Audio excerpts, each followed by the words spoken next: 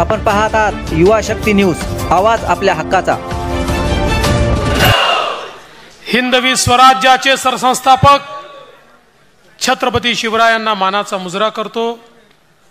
भारतीय राज्यघटनेचे शिल्पकार भारतरत्न डॉक्टर बाबासाहेब आंबेडकर यांना मानवंदना अर्पित करतो। आजच्या आपल्या महायुतीच्या महामेळाव्यामध्ये मंचावर उपस्थित असलेले महाराष्ट्र राज्याचे लोकप्रिय आणि अत्यंत धडाडीचे मुख्यमंत्री सन्माननीय एकनाथराव शिंदेजी, आपले रोखठोक उपमुख्यमंत्री अजितदादा पवारजी, सन्माननीय पीयूष गोयलजी, नारायणराव राणेजी, छगन भुजबळ साहेब, पंकजाताई मुंडे, प्रतापराव जाधव, नीलमताई गोरे, नरहरी झिरवळजी, सुनील तटकरेजी, राधाकृष्ण विखे पाटीलजी, मंगल प्रभात लोढाजी, दीपक केसरकरजी, उदय सामंतजी, विजयकुमार गावितजी, रवींद्र चव्हाणजी, संजय बनसोडेजी, आशिष शेलारजी, आनंदराव अडसूळजी, भावनाताई गवळी, रुपालीताई चाकणकर, चित्राताई वाघ, त्याचप्रमाणे जयदीप कवाडेजी, तमिल सेल्वनजी, मंचावरील सर्व मान्यवर आणि या ठिकाणी उपस्थित सर्व माझ्या भगिनी आणि बंधूंनो, आज सर्वप्रथम मी डॉक्टर श्यामाप्रसाद मुखर्जींना या ठिकाणी आदरांजली अर्पित करतो।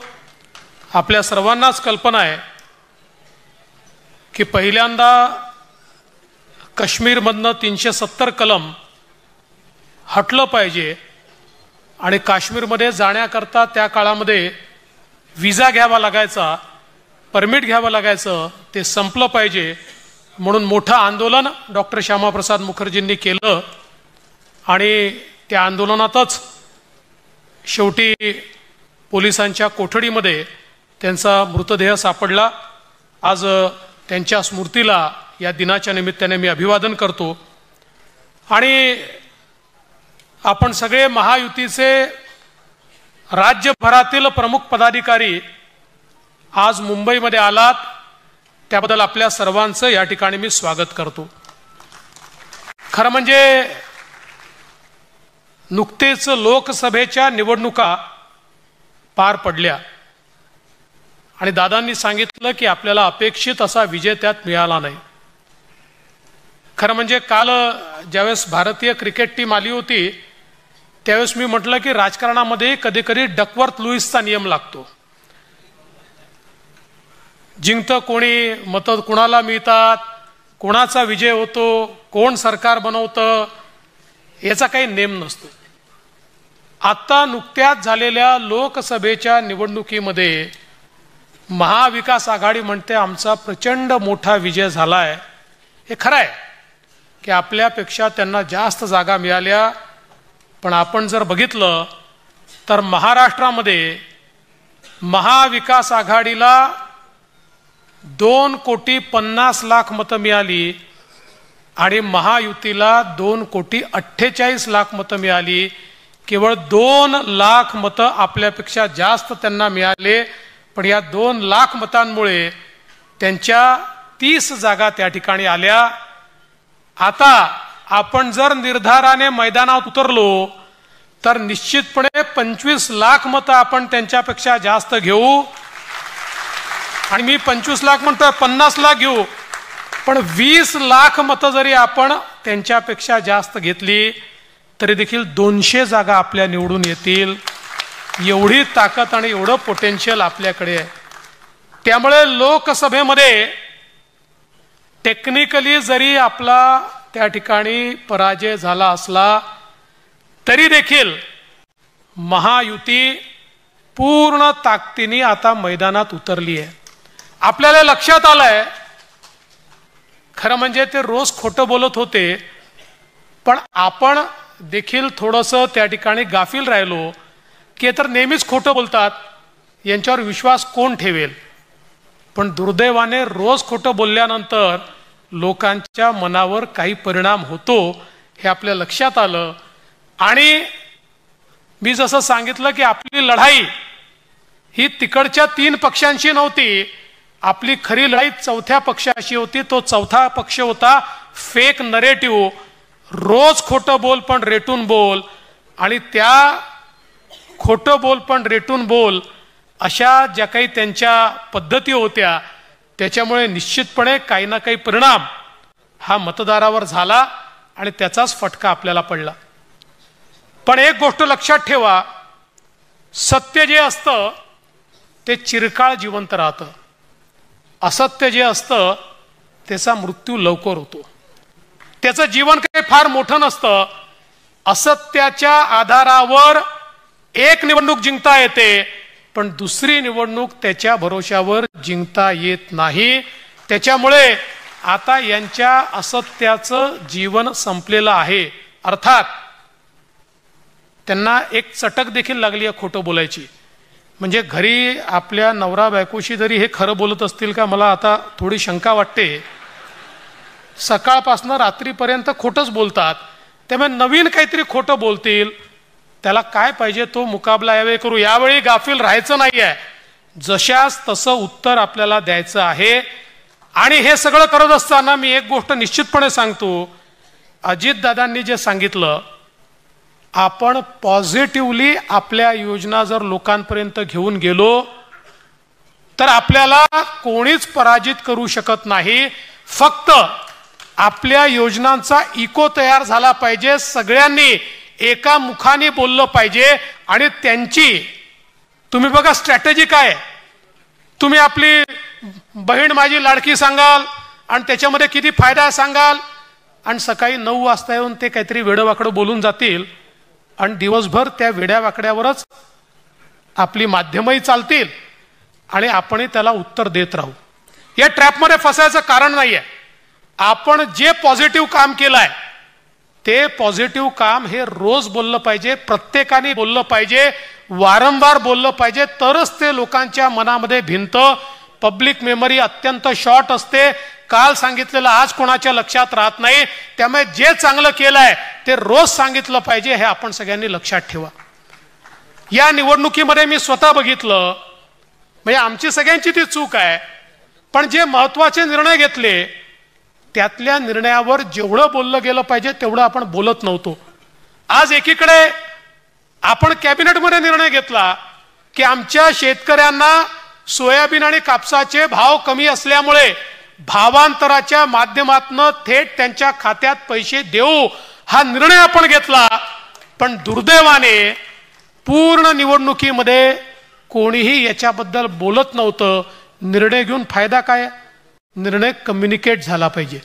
आता हे पैसे, कारण आपण तो निर्णय घेतला आणि तिसऱ्या दिवशी आचारसंहिता लागली, त्यामुळे आपण निवडणुकीपूर्वी ते पैसे शेतकऱ्याच्या खात्यात देऊ शकलो नाही. पण आता अजितदादांनी या अर्थसंकल्पामध्ये ते पैसे ठेवले आहेत. आता लवकरच मागच्या खरीपामध्ये आमच्या शेतकऱ्याला कापसामध्ये आणि सोयाबीनमध्ये जे नुकसान झालं त्याचे पैसे आता त्याच्या खात्यामध्ये त्या ठिकाणी थेट जाणार आहेत. आणि म्हणून आज आपण पाहू शकतो, आम्ही बहीण लाडकी, मुख्यमंत्री माझी बहीण लाडकी योजना सुरू केली. आता हे किती म्हणजे कसे लोक आहेत ते लक्षात घ्या. इकडे सभागृहामध्ये त्या योजनेचा विरोध करतायत. निवडणुकीकरता योजना केली, मग पैसे कुठनं आणणार, मग योजना होणारच नाही. पण हे किती हुशार लोक आहे. तुम्ही जर गावोगावी जाऊन पाहिलं, यांचेच लोक फॉर्म घेऊन उभे आहेत.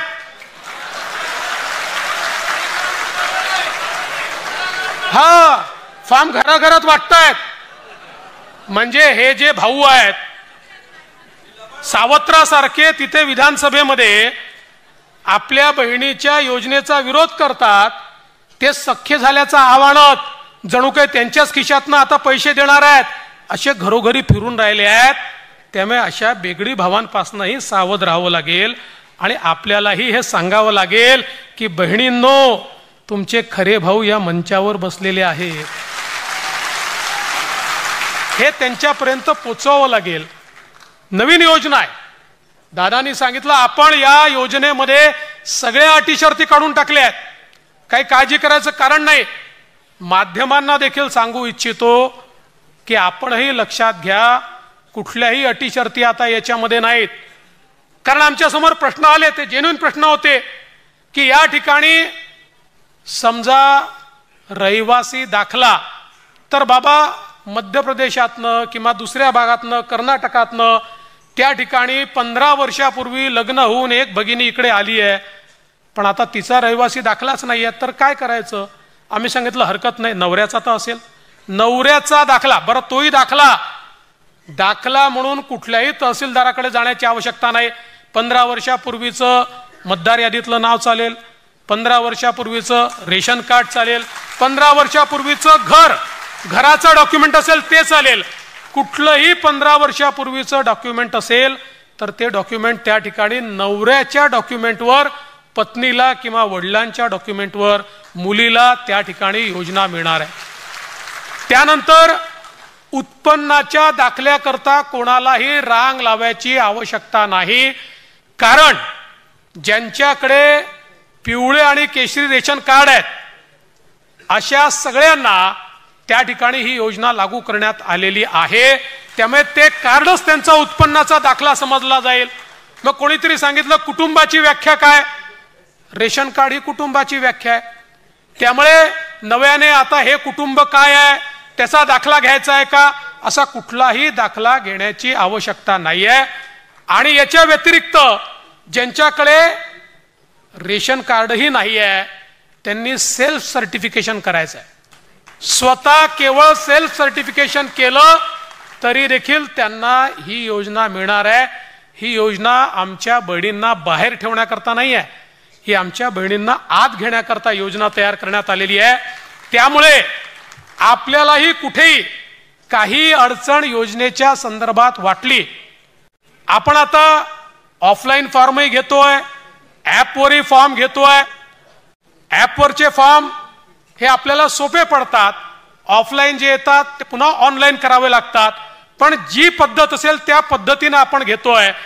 एवढीच आपल्याला विनंती आहे की फॉर्म भरताना अकाउंट नंबर वगैरे जर नीट लिहिला नाही तर ते पैसे अकाउंटला जाऊ शकणार नाही. त्यामुळे आपणही थोडी मदत केली पाहिजे आणि अकाउंट नंबर वगैरे योग्य प्रकारे लिहिले गेले पाहिजे, त्यात कुठली चूक होऊ नये अशा प्रकारचा प्रयत्न हा निश्चितपणे या ठिकाणी आपण केला पाहिजे. आज आपण पाहू शकतो महिलांकरता ज्या काही योजना आपण केल्या, दादांनी सांगितलं, आता आमच्या मुलींना उच्च शिक्षण जे आहे हे सगळ्या वर्गातल्या मुलींना आपण मोफत केलंय. आपण बघा SC आणि ST आमच्या मुलींना उत्पन्नाची कुठली अट नाही, त्या ठिकाणी मोफत आपण शिक्षण दिलंय. आणि OBC, SBC किंवा ओपन या कुठल्याही कॅटेगरीमध्ये त्या ठिकाणी जर 8 लाखाच्या कमी उत्पन्न असेल तर त्या सगळ्या मुलींना जात पाळणार नाही, धर्म पाळणार नाही, भाषा पाळणार नाही, त्या सगळ्या मुलींना आपण मोफत शिक्षण, उच्च शिक्षण देण्याचा निर्णय घेतलाय. प्रायव्हेट कॉलेज मधली त्यांची फी ही राज्य सरकार या ठिकाणी भरताय. आणि एवढंच नाही, 18 वर्षाच्या वरचे जे अनाथ आहेत, कारण 18 वर्षानंतर त्या अनाथांना त्या बालगृहातनं बाहेर जावं लागतं, त्या जो काही आपली व्यवस्था त्या व्यवस्थेत त्यांना राहता येत नाही. 18 वर्षावरचे अनाथ, मुलगा असो की मुलगी असो, त्यांचं सगळं उच्च शिक्षण फ्री करण्याचा निर्णय हा आपल्या मुख्यमंत्र्यांच्या नेतृत्वामध्ये आपल्या सरकारने या ठिकाणी घेतलेला आहे. त्यामुळे एकीकडे हा निर्णय आहे, दुसरीकडे महिलांना आपण त्या ठिकाणी ST फ्री देण्याचा निर्णय घेतलेला आहे, गॅस सिलेंडरचा निर्णय आपण घेतलेला आहे. आमच्या खऱ्या अर्थानं मातृशक्तीचा सन्मान करण्याकरता आता आपल्या नावामध्ये वडिलांच्या नावासोबत आईचंही नाव लागणार आहे. हाही निर्णय आपल्या सरकारने या ठिकाणी घेतलेला आहे. त्यामुळे हे सगळे जे निर्णय आहेत नारी शक्तीचा सन्मान करणारे निर्णय आहेत. आमच्या बचत गटांकरता रिव्हॉल्विंग फंड दुप्पट करणं असेल, त्यांना वेगवेगळ्या प्रकारचे इन्सेंटिव्ह देणं असेल, इतके निर्णय आमच्या नारी शक्तीकरता घेतलेले आहेत. त्यामुळे आपल्या महायुतीच्या सगळ्या महिला पदाधिकाऱ्यांना माझी विनंती आहे की हे निर्णय म्हणजे पुरुषांनी पोचवायचे नाही असं नाही, तुम्ही पोचवायचेच आहेत, पण महिलांची एंट्री किचन पर्यंत असते. त्यामुळे किचनमध्ये जाऊन सिलेंडर सहित सगळे निर्णय हे आता आपल्याला आमच्या माता भगिनींपर्यंत या ठिकाणी पोचवायचे आहेत. आपल्या सरकारने किती निर्णय घेतले. आज शेतकऱ्यांकरता 1 रुपयात पीक विमा, आणि परवा आमच्या धनंजयनी सभागृहामध्ये सांगितलं अख्ख्या देशामध्ये पीक विम्याच्या पेमेंटचा रेकॉर्ड महाराष्ट्राने तयार केलाय. सगळ्यात जास्त शेतकऱ्यांना पीक विमा हा महाराष्ट्राने या ठिकाणी दिलेला आहे.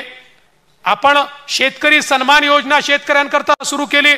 6,000 केंद्र सरकार देत आहे, तर 6,000 राज्य सरकार देत आहे. आताच दादांनी सांगितलं आपण आमच्या शेतकऱ्यांना मोफत वीज देण्याचा निर्णय घेतलाय.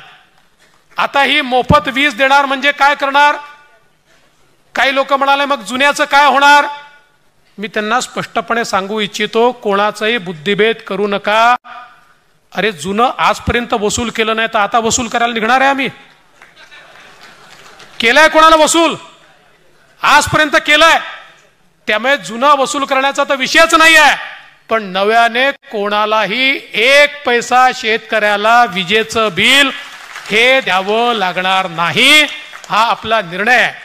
आणि हा निर्णय घेत असताना एकीकडे आपण हा निर्णय घेतला तर काही लोक म्हणाले तुम्ही पण त्या जुन्या सरकारसारखं करणार का, की आता निवडणूक आहे म्हणून मोफत वीज, झिरो बिल, निवडणुका गेल्या की जुन्या 4 महिन्याचं जोडून बिल, अशा प्रकारचं तुम्ही करणार आहे का. असं बिलकुल नाही. कारण आम्ही सस्टेनेबल योजना तयार केली आहे. या महाराष्ट्रामध्ये आपण मुख्यमंत्री सौर कृषी वाहिनी योजना आणली. या योजनेच्या अंतर्गत आमचे जे कृषीचे फिडर आहेत या फिडरला आम्ही सोलरवर कन्वर्ट करतो आहोत. याच्यामध्ये 9,000 मेगावॅटच्या फिडरचं काम आम्ही ऑलरेडी सुरू केलेलं आहे, जे 18 महिन्यामध्ये आम्ही संपवणार आहोत. याचा फायदा काय आहे. याचा फायदा असा आहे 18 महिन्यानंतर या 9,000 मेगावॅटच्या फिडरवर जेवढे शेतकरी आहेत या सगळ्या शेतकऱ्यांना दिवसा 12 तास वीज 365 दिवस मिळणार आहे. आणि राज्य सरकारला फायदा काय आहे. आज राज्य सरकार शेतकऱ्याला जी वीज देतं, राज्य सरकारला त्याचे 7 रुपये पडतात. शेतकऱ्याकडनं आपण 1.25 रुपया घेतो किंवा 1.5 रुपया घेतो. म्हणजे मधले पैसे क्रॉस सबसिडीने आपल्याला द्यावे लागतात. जी 7 रुपयाची वीज होती ती या 9,000 मेगावॅट करता सौर ऊर्जेमुळे 2 रुपये 81 पैसे ते 3 रुपये 5 पैशात आपल्याला मिळाली आहे. म्हणजे एका युनिटच्या मागे 4 रुपये आपण वाचवतोय. म्हणजे आजपासून 4 वर्षांनी आता जेवढी सबसिडी आहे त्याही पेक्षा कमी सबसिडीमध्ये आमच्या शेतकऱ्यांना आम्ही मोफत वीज देऊ शकू. त्यामुळे आम्ही तयार केलेली योजना ही अशी योजना आहे की जी जन्मभर सस्टेन करता येईल. याच्याकरता राज्य सरकारकडनं पुढच्या 4 वर्षात 1 पैसा देखील आम्हाला द्यावा लागणार नाही. आणि एवढंच नाही तर उरलेल्या 5,000 मेगावॅटचे टेंडर देखील आम्ही काढलेले आहेत. आणि आता शेतकऱ्यांकरता आपण मागेल त्याला सौर पंप ही योजना सुरू केली आहे. आता कुठलाही लक्षांक नाही. 9 लाख सौर पंप मंजूर करून ठेवले आहेत. 9 लाख जो शेतकरी मागेल. आणि त्याची योजना देखील अशी आहे की सौर पंपाची जी किंमत आहे त्या किमतीच्या केवळ 10% शेतकऱ्यांकडनं, 90% केंद्र आणि राज्य सरकार मिळून देणार. आणि अनुसूचित जाती आणि जमातीचा शेतकरी असेल केवळ 5% त्याच्याकडनं घेणार. 95% पैसा केंद्र आणि राज्य सरकार त्या ठिकाणी देणार आहे. त्यामुळे मागेल त्याला सौर पंप आता आपण देणार आहोत. आता आपल्याकडे केवळ 30,000 पेड पेंडिंग राहिलेले आहेत. जेवढी मागणी येईल, पूर्वी वर्षाला 3,000 पंप आपण लावायचो सौरचे, आता दिवसाला 500 पंप लावतो. आम्हाला ही वाढवत दिवसाला 3,000, 4,000, 5,000 पंपापर्यंत न्यायचं आहे. त्यामुळे आमच्या शेतकऱ्याला शाश्वत वीज नुसती मोफत देऊन चालणार नाही, त्याला 7 दिवस दिवसा वीज द्यावी लागेल. त्याचीही सोय आज आपल्या महायुतीच्या सरकारने या ठिकाणी केलेली आहे. आणि म्हणून शेतकऱ्यांच्या हिताचा निर्णय घेणारं सरकार. आपल्याला माहिती आहे दरवर्षी फ्लश सीझन येतो. फ्लश सीझन आला की दुधाचे भाव पडतात. ते भाव पडले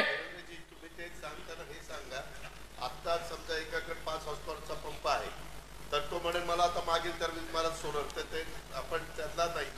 नाही, आणि आता जर तुमच्याकडे इलेक्ट्रिकचा पंप असेल तर तुम्ही सोलर मागू नका. याचं कारण त्या पंपाच्या विजेचं बिल तर तुम्हाला द्यायचंच नाही आहे, पण त्याला येणारी जी इलेक्ट्रिसिटी आहे तीच आम्ही सोलर मधनं तुम्हाला देतोय.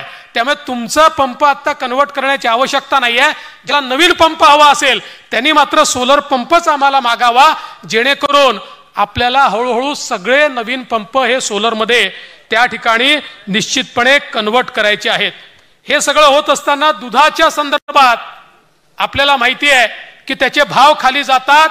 या सरकारने निर्णय घेतला दुधाला लिटर मागे 5 रुपये अनुदान थेट शेतकऱ्यांना आपण देणार आहोत, आणि त्याच वेळी दुधाची जी भुकटी आहे त्याला देखील 30 रुपयाचं अनुदान हे कन्व्हर्शन करता आणि एक्सपोर्ट करता आपण देणार आहोत. म्हणजे दुधाचे भाव देखील कुठल्याही परिस्थितीमध्ये आमच्या शेतकऱ्यांना 30 रुपयाच्या वर 35 रुपयापर्यंत मिळाले पाहिजेत, याचीही सोय आपल्या सरकारने लावली आहे.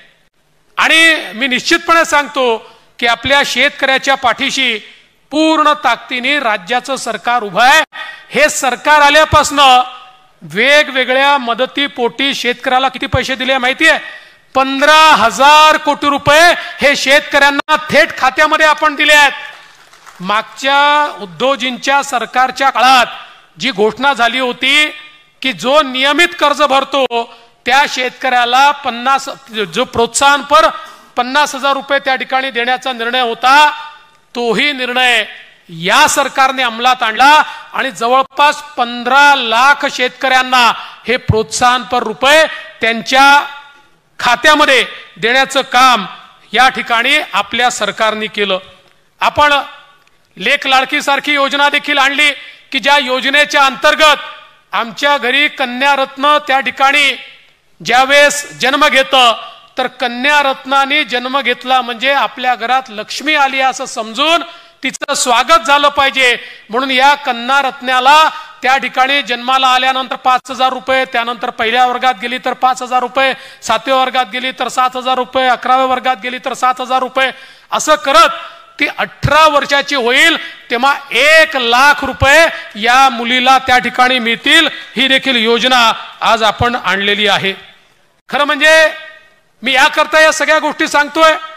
आपल्या सरकारने सिंचनाच्या क्षेत्रामध्ये देखील अतिशय चांगलं काम केलंय. मागच्या सरकारच्या काळामध्ये परवाच आमच्या अजितदादांनी जयंतराव पाटलांची फिरकी देखील घेतली आणि जयंतरावांना विचारलं की जयंतराव सांगा तुमच्या काळामध्ये किती प्रकल्पांना तुम्ही मान्यता, फेरप्रशासकीय मान्यता दिली? जयंतराव बिचारे हसले, कारण त्यांना देताच आली नव्हती. सुप्रमा देताच आली नव्हती. आपल्या सरकारनं माननीय शिंदे साहेबांच्या नेतृत्वात 120 पेक्षा जास्त प्रकल्पांना मान्यता दिली. 8 लाख हेक्टर जमीन ही ओलिताखाली येईल अशा प्रकारचे अभूतपूर्व प्रकल्प आज आपले चालले आहेत. आणि याच्यासोबत अत्यंत महत्वपूर्ण असलेले नदीजोड प्रकल्प, वैनगंगा, नळगंगा सारखा प्रकल्प टेंडर स्टेजला आपण आणलेला आहे. त्या ठिकाणी पश्चिमी वाहिन्यातनं वाहून जाणारे जे प्रकल्प आहेत ज्याचं पाणी आपल्याला उत्तर महाराष्ट्रात आणि मराठवाड्यामध्ये आणायचं आहे, जवळपास ते देखील आता अंतिम स्टेजला आपण आणतो आहोत. 50 TMC पाण्याचं नार पारचे सारखे आपले प्रकल्प आहेत, हा देखील आपण MWRRAच्या लेवलवर आणलाय. त्यामुळे या महाराष्ट्रामध्ये जवळजवळ 1.25 लाख कोटी रुपयाचे नदी जोड प्रकल्प हे मार्गी लावण्याचं काम या सरकारने या ठिकाणी केलंय. आणि मी तुम्हाला दाव्याने सांगतो, हे प्रकल्प ज्या दिवशी पूर्ण होतील त्या दिवशी महाराष्ट्रातनं दुष्काळ नामशेष होईल. नामशेष. मागच्या पिढीने दुष्काळ पाहिला, पुढची पिढी दुष्काळ पाहणार नाही. इतक्या मोठ्या प्रमाणात हे पाणी या महाराष्ट्रात उपलब्ध होणार आहे. आणि विशेषतः महाराष्ट्राचं अवर्षण प्रवण क्षेत्र हे पूर्णपणे त्या ठिकाणी मुक्त होणार आहे. अगदी आपल्याला माहिती आहे की सातारा, सांगली आणि कोल्हापूरला जो सातत्याने येणारा पूर आहे त्या पुराचं पाणी देखील डायव्हर्जन कॅनालने दुष्काळी भागामध्ये आणण्याच्या योजनेला वर्ल्ड बँकेने मंजुरी दिलेली आहे. त्यामुळे एकीकडे तिकडे पूर येणार नाही आणि दुसरीकडे ते पाणी दुष्काळी भागापर्यंत जाईल. या योजना देखील मोठ्या प्रमाणात आपण केल्या आहेत. आणि यासोबत सगळ्या घटकांना, मग ते आमच्या आशा सेविका असतील, अंगणवाडी सेविका असतील, आमचे पोलीस पाटील असतील, आमचे ग्रामसेवक असतील, अशा सगळ्या घटकांना त्यांचं मानधन वाढवून त्यांना न्याय देण्याचं काम हे आपल्या सरकारने या ठिकाणी केलं आहे. खरं म्हणजे योजना 24 आहेत. मी सगळ्या सांगितल्या तर तुम्ही विसरून जाल, पुढे पाठ होईल आणि मागे सपाट होईल. त्यामुळे या योजनांची पुस्तिका ही निश्चितपणे मी आपल्यापर्यंत आम्ही सगळे मिळून पोहोचवण्याचा प्रयत्न करू. माझी विनंती एवढीच आहे, ज्या घटकाकरता ज्या योजना तयार झालेल्या आहेत, महात्मा फुले जनआरोग्य योजनेसारखी चांगली योजना, अशा ज्या घटकासारख्या ज्या योजना तयार झालेल्या आहेत त्या घटकांपर्यंत त्या योजना पोहोचवण्याचं काम हे आपण या ठिकाणी केलं पाहिजे. आणि हे जर काम केलं, खरं आपल्याकरता कोणी काय केलंय हे जर जनतेला समजलं, कोण काम करणार आहे आणि कोण बोलबचन भैरवी आहे हे जर लोकांच्या लक्षात आलं, तर आपल्याला काहीही करायची आवश्यकता नाही आहे. खरं म्हणजे शहरांमध्ये झालेलं काम मी सांगितलंच नाही आहे, ते सांगून अजून अर्धा तास आपला घ्यायचा नाही आहे. पण सगळ्या शहरांमध्ये देखील अभूतपूर्व काम या सरकारच्या काळात झालंय. मुंबईचा चेहरा बदलतोय, पुण्याचा चेहरा बदलतोय, नागपूरचा बदलतोय, नगरपालिकेचं क्षेत्र, नगरपंचायतचं क्षेत्र, एवढा पैसा आपण त्या ठिकाणी दिलाय, एवढी कामं आपण त्या ठिकाणी केली आहे. केवळ ही सगळी कामं कोण करताय हे जनतेपर्यंत पोहोचणं अत्यंत आवश्यक आहे. त्यामुळे माझी आपल्याला एवढीच विनंती आहे की आता आपण सगळ्यांनी आपल्या कामाचा प्रवक्ता झालं पाहिजे. बघा, पत्रकारांना हिंदीमध्ये संवाददाता म्हणतात, संवाददाता. तसं आपल्या सगळ्यांना संवाददाता झालं पाहिजे, संवाद साधला पाहिजे, लोकांपर्यंत काम पोचवलं पाहिजे. आणि हे सगळं करत असताना मी सगळ्या पक्षांच्या नेत्यांना विनंती करतो, आपण जर महायुतीमध्ये एकत्रित आहोत, आज आपलाच अनेक वेळा आपापसात विसंवाद दिसतो. आपलेच प्रवक्ते एकमेकाच्या विरोधात काय काय बोलतात, हे बंद केलं पाहिजे. आणि कोणाला जर बोलायची खुमखुमी आलीच तर पहिल्यांदा आपापल्या नेत्यांना विचारा की मला खुमखुमी आली आहे, मी हे बोलू का? आणि नेत्यांनी हो म्हटलं तर मग बोलून टाका, मग काही अडचण नाही आहे, तुमची खुमखुमी पूर्ण करून घ्या. पण एक लक्षात ठेवा, आपण एक नाही आहोत हा नरेटिव्ह तयार करण्याचा प्रयत्न चाललाय. आणि या नरेटिव्हला दुर्दैवाने आपणच बळ देतो, आपणच हिट विकेट होतो, आपणच रनआउट होतो. ही परिस्थिती काही योग्य नाही आहे. जसं दादांनी सांगितलं, तिकीट वाटप कसं करायचं आहे, कोणाला कुठल्या जागा द्यायच्या आहेत, मंचावरचे सगळे नेते मंडळी आहेत, दादा आहेत, मी आहेत आणि आपले माननीय मुख्यमंत्री महोदय आहेत. सगळ्यांच्या सल्ल्याने त्याचा निर्णय करू. शेवटी आपण जेव्हा युतीमध्ये असतो, सर्वांच्या आशा आकांक्षा असतात. एक गोष्ट लक्षात ठेवा, आशा आकांक्षा असल्या तरीही युतीमध्ये प्रत्येक पक्षाला काही ना काही कॉम्प्रोमाइज करावं लागतं. आणि कॉम्प्रोमाइजची भूमिका असेल तरच युती टिकत असते. कॉम्प्रोमाइजची भूमिका नसेल तर कुठलीही युती ही टिकत नाही. आणि म्हणून मी माझं पाहून घेईल, दुसऱ्याचं काय होईल ते पाहून घेईल, असं चालणार नाही. असं चाललं तर आपण आपला घात करू. हे लक्षात घ्या की आपल्या समोरचे लोक या विजयाने हुरळून गेले आहेत आणि त्यामुळे ते कुठल्याही प्रकारचं कॉम्प्रोमाइज करायला तयार आहेत. आणि आपण जर आपली ताठी ठेवली, आपण जर मी फक्त माझ्यापुरतं पाहीन, दुसऱ्याचं पाहणार नाही, अशा प्रकारची मानसिकता ठेवली, आपण शेख चिल्लीसारखं ज्या झाडावर बसलो आहे त्याचीच फांदी कापायला बसलो, तर शेवटी शेख चिल्लीचं काय होतं तेच आपलं होईल. आणि म्हणून आपण सगळे राजकीय नेते आहोत. एकत्रितपणे आपल्याला चालावं लागेल, एकत्रितपणे आपल्याला राहावं लागेल, एकत्रितपणे निर्णय घ्यावे लागतील. एखादा निर्णय आवडला नाही तर तो 4 भिंतीच्या आत त्या निर्णयाच्या संदर्भात आपल्याला बोलावं लागेल. आणि म्हणून मला विश्वास आहे की आपण सगळ्यांनी निर्धार केला तर इतकी मजबूत महायुती आहे. 200 पेक्षा जास्त आमदार आहे हो आपल्याजवळ, 200 पेक्षा जास्त. आणि कार्यकर्ते तर इतके आहेत.